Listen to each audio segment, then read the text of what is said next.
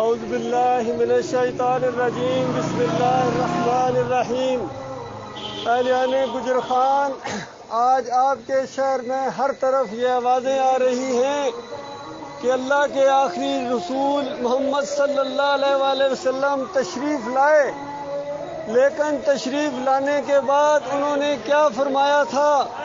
پہلا دن جو نبی صلی اللہ علیہ وآلہ وسلم نے جو وہاں اعلان کیا، لوگوں کو بلایا کہ خطرہ ہے خطرہ ہے، اور جب لوگ اکٹھے ہو گئے تو اللہ کے رسول صلی اللہ علیہ وآلہ وسلم نے فرمایا کہ دیکھو ایک بہت بڑا خطرہ ہے جو تمہارے آگے آنے والا ہے۔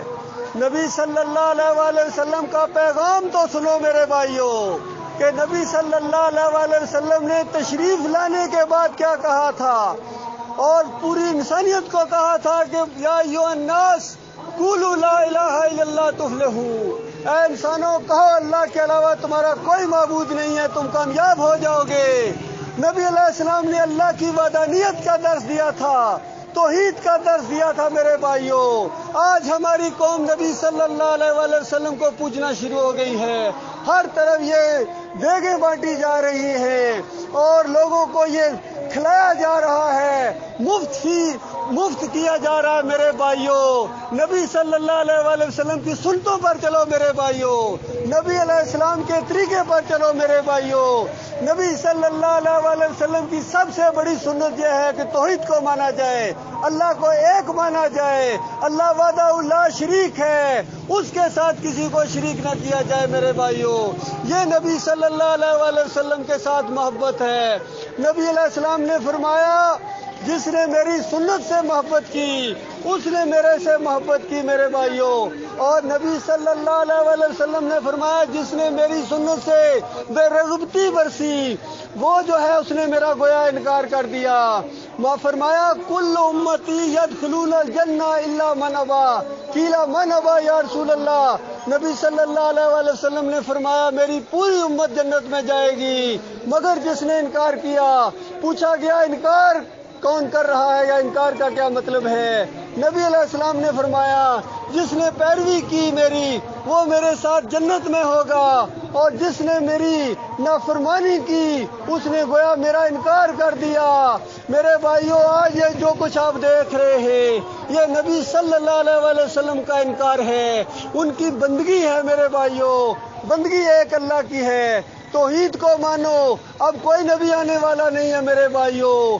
اللہ کے آخری رسول محمد صلی اللہ علیہ وآلہ وسلم آج سے 1500 سال پہلے آج کے دن 12 ربیع الاول کو میرے بھائیوں وفات پا گئے تھے میرے بھائیوں، اس دنیا سے گئے ہیں، یہی پیغام دے کے گئے ہیں میرے بھائیوں کہ دیکھنا آخری امت کے لوگوں، شرک نہ کرنا، قبروں کو پکا نہ کرنا، ان کے اوپر مزار نہ بنانا، ان کے اوپر مجاور بن کر نہ بیٹھنا۔ یہ نبی صلی اللہ علیہ وآلہ وسلم کی سنت ہے میرے پیارے بھائیوں۔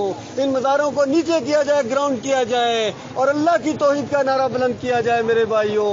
ان کی پوجا پاٹ کرتے ہوئے ان مولویوں کے باتوں میں آ کے ہر طرف یا نبی کی پکارے، ان کو اللہ کے ساتھ شریک ٹھہرایا جا رہا ہے۔ مسجدوں تک کے اندر سے میرے بھائی ایک طرف یا اللہ، اس کے مقابلے میں یا رسول اللہ کی پکار لگائی جاتی ہے۔ یہ اللہ کے ساتھ شریک ٹھہرانا ہے۔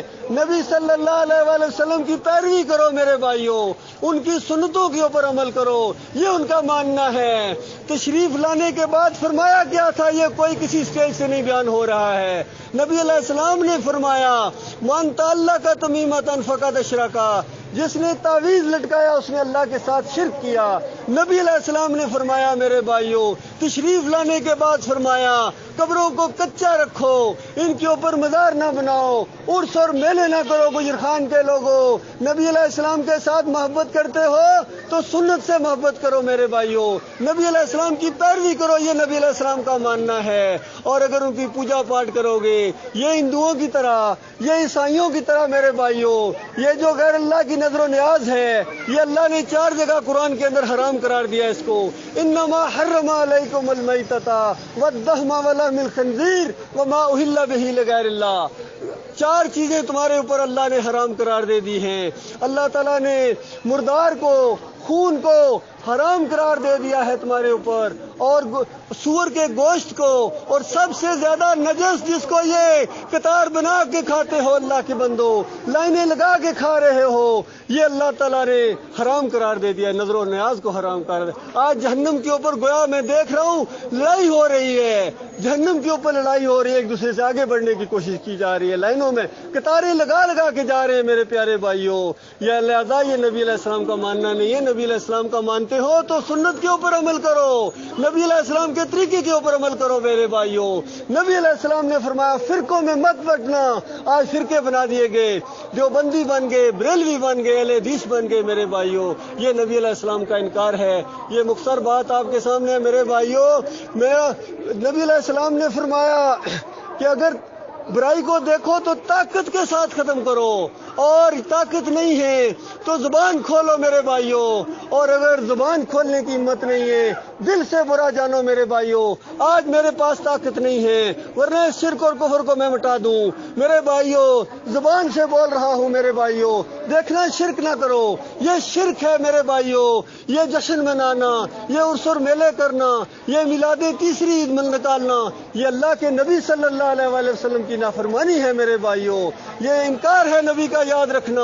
حجت تمام ہے تمہارے اوپر میرے بھائیوں۔ آج اس کفر و شرک کے اندر میری آواز گم ہو رہی ہے، لیکن میرا مالک دیکھ رہا ہے، میرا رب دیکھ رہا ہے کہ اس سے زیادہ میرے اندر طاقت نہیں ہے، لہذا میں کفر و شرک کے خلاف آواز اٹھا رہا ہوں۔ یہ کتابیں میرے بھائیوں، اللہ کی کتاب کے مطابق اپنے عقیدے کو درست کرو، پڑھو، یہ نجات کا راستہ ہے میرے بھائیوں۔ کوئی آپ سے ووٹ اور نوٹ اور چندے کی اپیل نہیں کر رہا ہوں، کوئی آپ سے چندہ نہیں مانگ رہا ہوں، اتنی بات کہہ رہا ہوں کہ اللہ کے ساتھ شرک نہ کرو۔ یہ شرک اور کفر اللہ کے ساتھ کرو گے تو تمہیں ہمیشہ کی آگ کے اندر رہنا پڑے گا میرے بھائیوں۔ وہاں یہ مولوی تمہیں نہیں بچائیں گے، تمہارے پیر تمہیں نہیں بچائیں گے، تمہارے یہ سیاسی لوگ تمہیں نہیں بچائیں گے، بلکہ یہ ان کی اپنی دنیا کی خاطر تمہاری آخرت اور دنیا دونوں برباد ہے اللہ کے بندوں۔